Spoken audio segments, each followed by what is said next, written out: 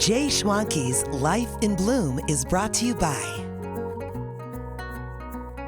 Albertsons Companies, with additional support from the following companies: the Ball Horticultural Company, Cal Flowers, Design Master Color Tool, Golden Flowers, Sunshine Bouquet, and theribbonroll.com.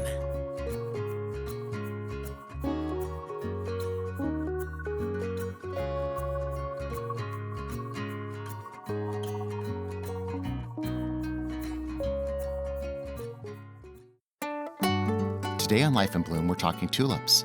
We'll visit North America's largest tulip festival and learn a bit about the history of their treasured bulbs. I'll create easy-to-make arrangements with this beautiful flower and even show you tulip-inspired recipes.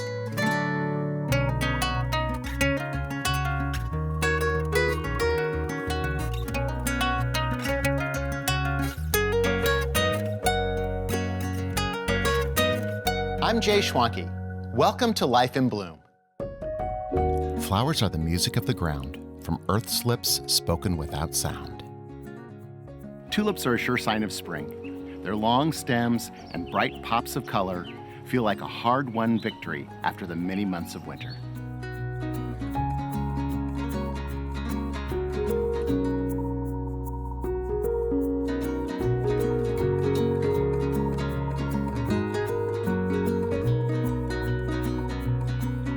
Tulips have a long and storied past, some of which we'll discuss today. Previously, tulips were only available in the spring, but nowadays, tulips are available for your enjoyment in your garden or your home all year long.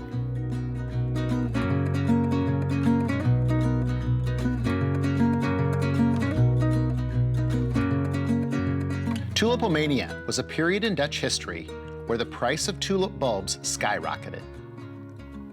At the peak of tulipomania, in March 1637, some single tulip bulbs sold for more than 10 times the annual income of a skilled craftsman.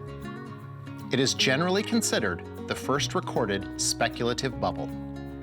At one point, 12 acres of land were offered for a single Semper Augustus bulb.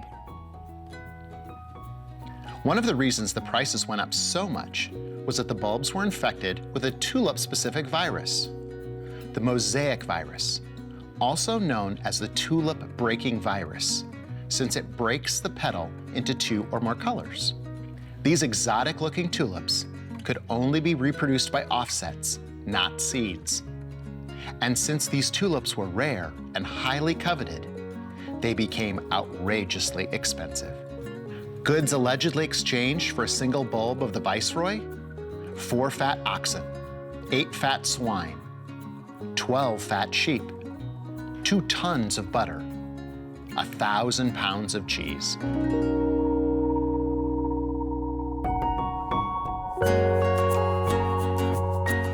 During my visit to Tulip Time in Holland, Michigan, I got the opportunity to talk with Odd. This man truly says it with flowers. The Tulip Time Festival. Well, Tulip Time is a special time of the year for Holland, Michigan. It's a huge festival. It's the time of the year, you know, after a long winter in Michigan, people are ready to get out and see flowers. It's a crazy but fun, hectic time of the year, and we absolutely love it. The festival started back in 1929 with Lyda Rogers, who was a biology teacher. She wanted to plant some tulips in the city. So she did, and it became a festival that has grown over the last 82 years. How many tulips are actually blooming at the festival? 6 million tulips typically are blooming the week of the festival. They're planted in October the previous year, and it's weather dependent as to exactly what day they're going to be in full bloom. But we try to plan for the festival the first or second week of May to be able to accommodate the most tulips that we can. It takes us about 2.5 weeks to plant all our tulips. This field behind us, we do that in one day, and the rest, because we have to do it by hand, it's about about 2 weeks. You know, we open up as a park on the 3rd Saturday in April, and it's just like in your own yard, in your own house, it's a spring cleanup. But in a park, the spring cleanup takes a lot of people and a positive attitude to get ready for this, and that's what it takes to get tulip time going. So do the tulip bulbs take any special care? A tulip needs good drainage. That's very important. If you have poor drainage, you're gonna see it. It's gonna show, you're gonna have spots that the tulips don't produce. We're fighting in some spots with a little bit of a disease, we're fighting some dirt that isn't the best quality, so we're always working on that part of it, which is extremely important. You just don't stick them in the ground and you get beautiful, beautiful flowers. That's why we have more people here than just me, because I need horticulturists that know what they're doing, and they do know what they're doing because you can see it. So the festival is about tulips, but it's about more than that too. It's about the Dutch heritage. Absolutely, yes. It's about culture. Yes, it's a Dutch culture, but in a city that is growing, you know, we have different cultures. But when it's tulip time, it is about the tulips, the Dutch costumes. It's a different culture. The Dutch express themselves with flowers. You know, there is a Dutch expression, zeg het met bloemen, which means say it with flowers. So it's the way you express yourself. It's helping people in sorrow, or in good or in bad times. Growing up in the Netherlands, a flower had a different meaning than a flower over here. When you would go visit friends, you would bring flowers. When you wanted to express feelings in times of sorrow or in emotional times, a graduation, you name it, you always bring flowers. I don't see that here, and I hope to grow that culture, that feeling. Last year we had visitors coming from 36 different countries, and to have them here at Windmill Island in Holland, Michigan, and see that smile on those faces when they come and see and they get out of the car and say, "Whoa, look at this." I think that's the best compliment that they can give us, that smile. I think it cheers people up. It gives them that smile. That smiles are so important. I'm working on it myself. I love to smile more and more, but that's what a flower does. That's why they say it with flowers in the Netherlands. It just cheers up people. That's what it does.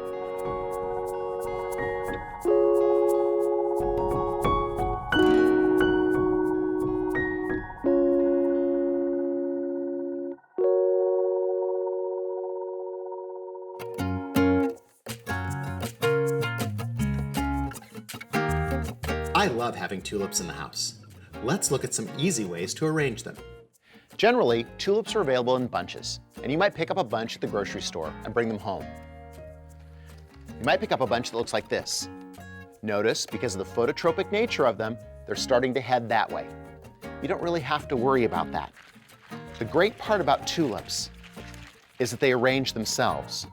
So if you drop them down into a vase like this, the tulips over a period of time will straighten themselves out and all be facing the exact same direction.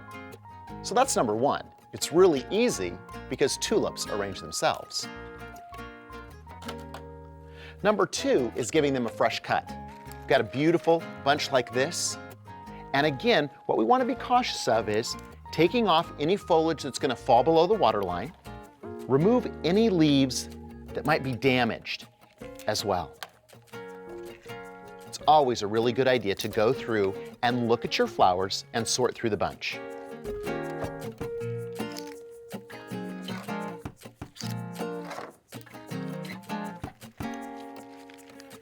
Then we take those, and I cut them with a locking blade knife and drop them into a vase. Again, those tulips are going to grow towards the light, they're going to open, and they're going to close. The other simple idea is the shortcut. In that case, I cut the tulips short to place them in a shorter bowl. These long tulips, if kept long, would be far too long for this bowl. So we can cut them short and drop them into the vase.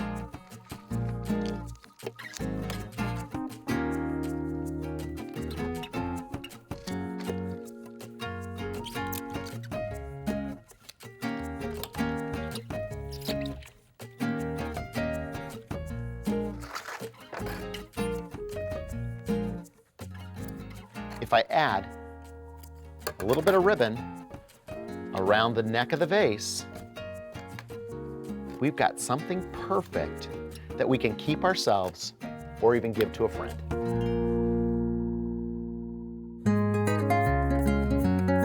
I can't talk tulips without introducing you to my friend Lane DeVries of Sun Valley Group in Arcata, California, the largest tulip farmer in the U.S. And you're probably wondering why we're in front of a big pile of dirt.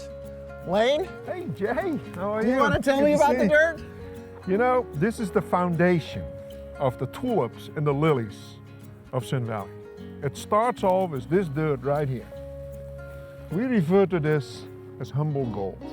Humboldt gold. Humboldt gold. This is one of the cornerstones of the Sun Valley tulips and oriental lilies. All right, let's go look at it. All right. Okay. Perfect.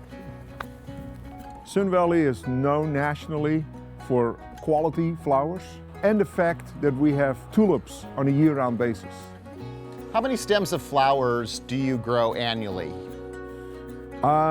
We grow in excess of roughly 80 million stems. See, this right here is the foundation of the tulips at Sun Valley.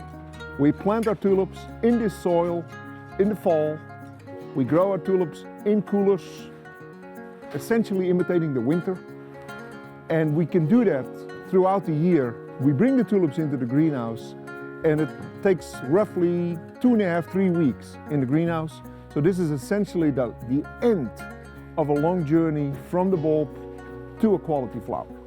The thing about soil-grown tulips, the fact that they grow slowly, allows a lot of intrinsic quality into the flower. And it allows for a beefier stem, a larger flower, but very important, dark foliage. The greenness of the leaf ultimately gives the consumer a better experience in flowers. See, now this is one of the coolers that have planted tulips. Okay. As you can see, these were planted. This is some of the last tulips we planted, because this is we call it our ice program. And the whole key is to get root growth. Okay. So we keep the cooler at 9 degrees Celsius, or 48 Fahrenheit. And we keep it just as long till we see this root development on the bottom. When there's enough roots coming through, we actually start dropping the temperature. And now we're at a point where we're actually slightly below 0 Celsius. So we're right at about 31 degrees. Okay. So we're holding them in a frozen condition till we bring them into the greenhouse. And that's, you know, where they do their slow growing because of the cool temperatures in Arcata. Okay.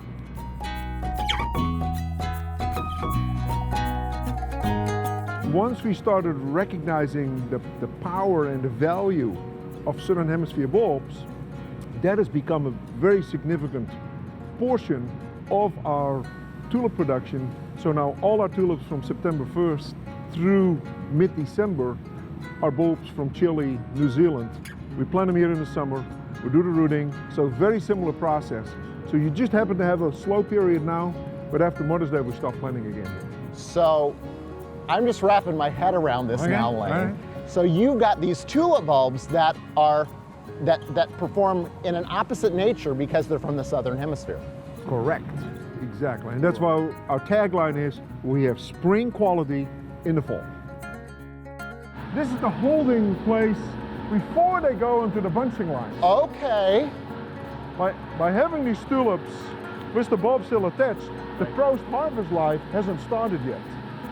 Essentially, these tulips are still growing. They're just being held cold right now. Okay.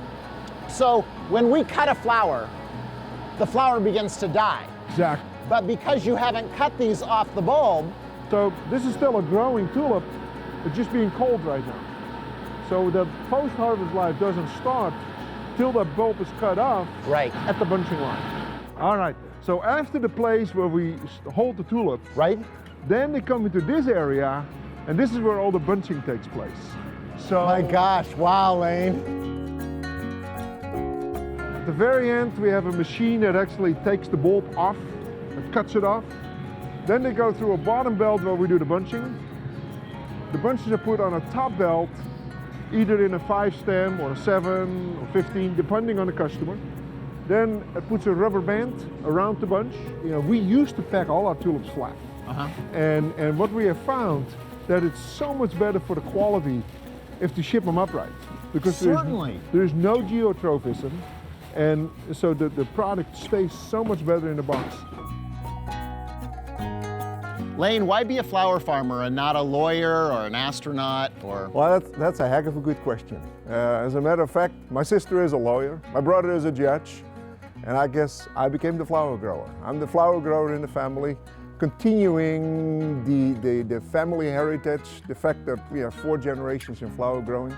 But I love this. I love the flower growing, sticking my hands in the dirt, seeing product grow. That to me, that's a passion I would not want to exchange for any other profession. I walk the greenhouse every day. I walk through this facility 3 times a week.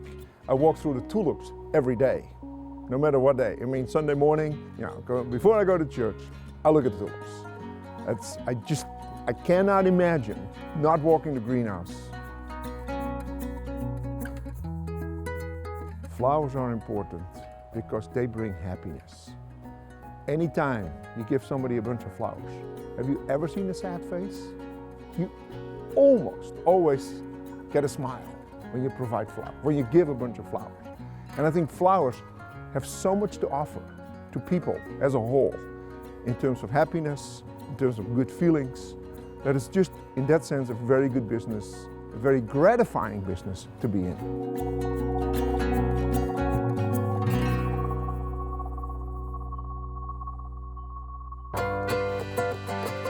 In honor of the tulips, I thought we'd create a traditional Dutch punch. Jenever is the traditional and national liquor of Amsterdam. It's created with juniper berries. And there's old and young Jenever. It's not actually about the age, but about the distilling process. We'll use Jenever in our punch today.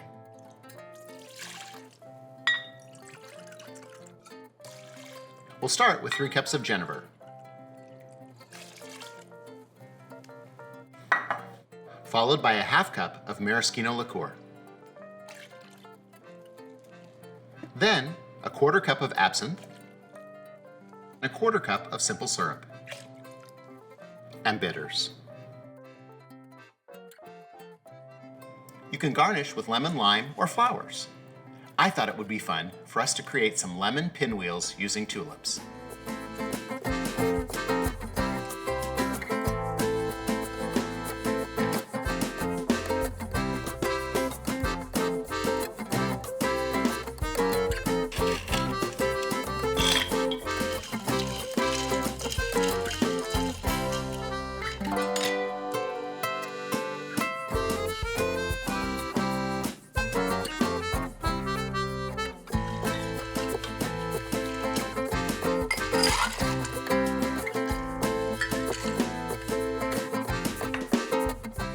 Traditional Dutch punch. Cheers!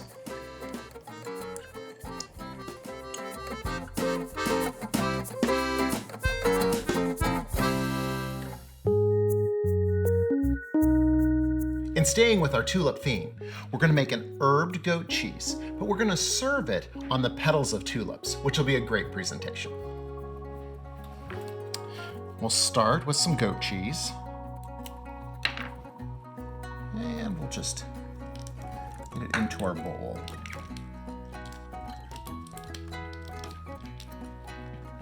Then we need some fresh garlic.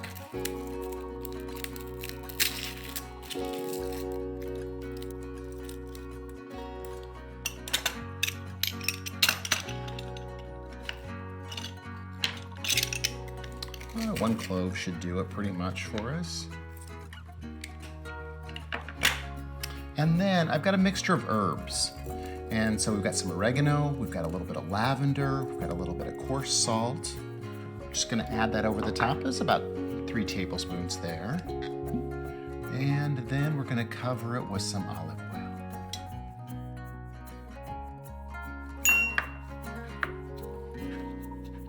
So what we're gonna do now is we'll just mash that together.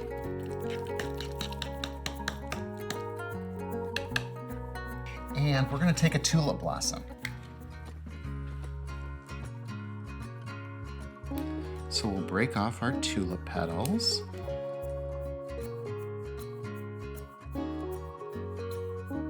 Those look beautiful. And then we're just gonna place a dollop on each one of the petals.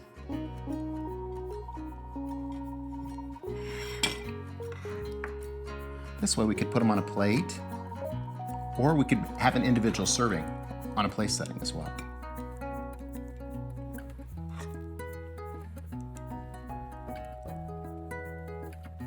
Our tulip petals with our herbed goat cheese is perfect as a little hors d'oeuvre for a garden party. You want to be sure to rinse the petals of the tulips in cold water, or if you have tulips in your yard and you know they've been grown organically, they'd be perfect as well.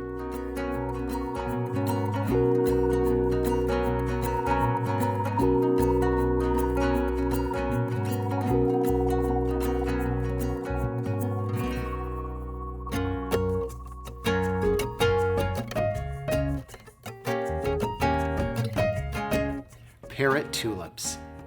These abnormal tulips are actual mutants, and they were able to be reproduced by breeders. Some people say that there's a virus that changes the tulip bulb inside to create the different things that we see here. The thing I know is that I love these tulips because they are different. They have a tendency to flop over the vase. They have a tendency to be extra large, and their stems will continue to elongate as they grow.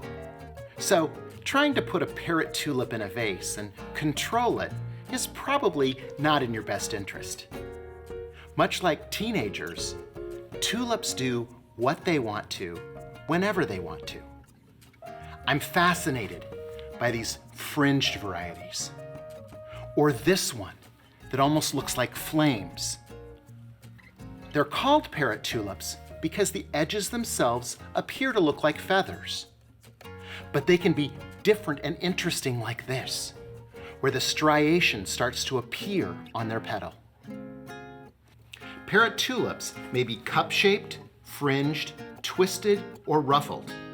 They're decorated with vivid, flame-like splashes, stripes, or feathery markings.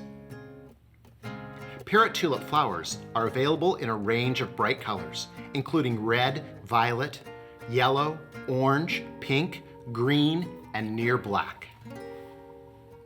Parrot tulip flowers are huge, measuring nearly 5 inches across on a 15 to 20 inch stem. Parrot tulips are a late blooming variety of tulip. Parrot tulips allow us to experience what nature can create.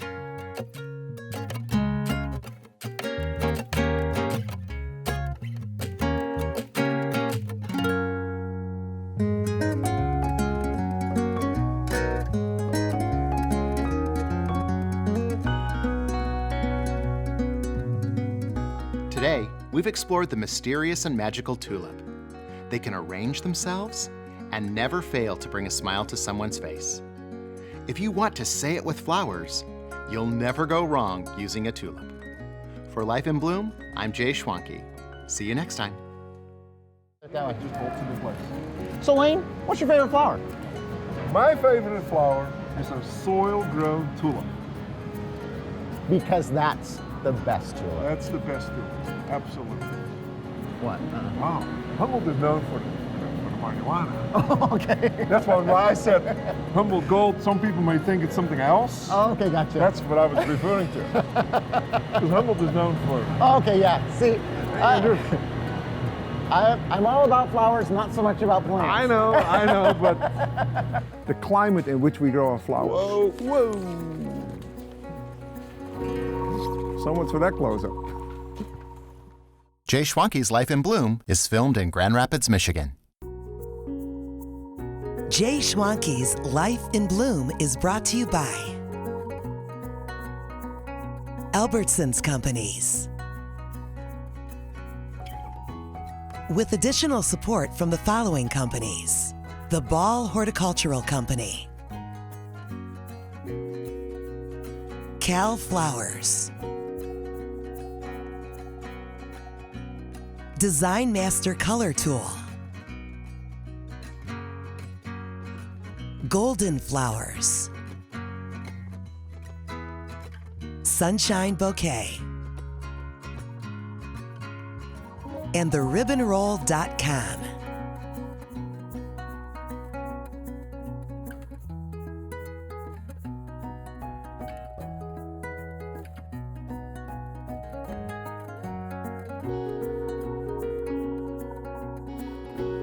Closed caption funding provided by Kreisel.